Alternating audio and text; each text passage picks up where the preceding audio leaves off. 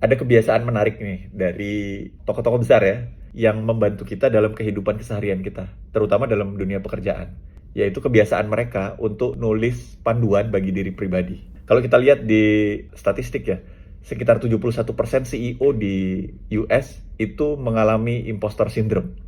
65% karyawan mengalami burnout, dan banyak lagi statistik yang senada.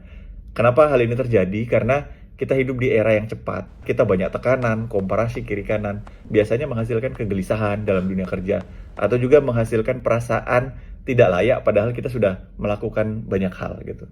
Nah, salah satu cara mengatasinya yaitu dengan kita menulis panduan buat diri kita sendiri.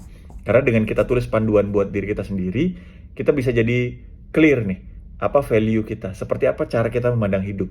Kita dapat clarity. Yang kedua, kita bisa menemukan diri kita secara lebih utuh, namanya authenticity. Karena saat kita tulis, seperti apa cara kita memandang dunia, apa kelemahan-kelemahan kita gitu ya. Lalu bagaimana kita mengatasi kelemahan itu, kita menerima semua aspek diri kita secara utuh. Dan yang terakhir itu membantu kita untuk ngeset prioritas dalam pekerjaan. Saat kita udah mulai ke distract sana-sini, kita balik lagi nih kepada panduan bagi diri kita sendiri.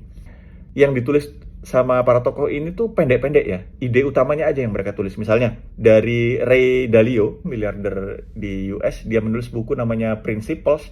Contoh isinya tuh pendek-pendek aja. Misalnya, saya hanya pengen mendapatkan kebenaran. Dia nggak peduli apakah kebenaran itu datangnya dari dia apa dari orang lain, dia nggak peduli. Jadi dengan begitu, itu prinsip yang dia pakai dalam organisasi. Dia menghargai orang lain untuk saling berdiskusi dan berbeda pendapat gitu. Atau ada lagi contohnya misalnya dari Nassim Taleb, seorang pemikir. Dia juga tulis panduan buat dirinya sendiri. Dia bilang ke dirinya sendiri, kalau kamu di pagi hari udah betul-betul tahu apa yang akan kamu kerjakan, apa yang akan terjadi hari itu sampai sore hari, berarti sebenarnya kamu udah mati dalam tanda kutip. Karena dia bilang kehidupan yang terlalu rutin seperti itu adalah membosankan. Dan Nassim Taleb menggugah dirinya sendiri untuk siap menghadapi dunia yang sekarang itu ritmenya cepat dan penuh dengan dinamika. Atau ada lagi contoh ya, seorang ulama besar namanya Ibnu Athaillah As-Sakandari. Dia juga menulis buku aforisma, potongan pendek-pendek yang namanya Al-Hikam. Di situ salah satu yang dia tulis itu adalah usaha keras pada apa hal yang udah dijamin. Jadi usaha keras pada hal-hal yang sudah dijamin dalam tanda kutip maksudnya rizki. Tetapi melalaikan apa-apa yang dituntut padamu, yaitu misalnya amal, itu adalah tanda dari hilangnya kejernihan hati, dia bilang gitu.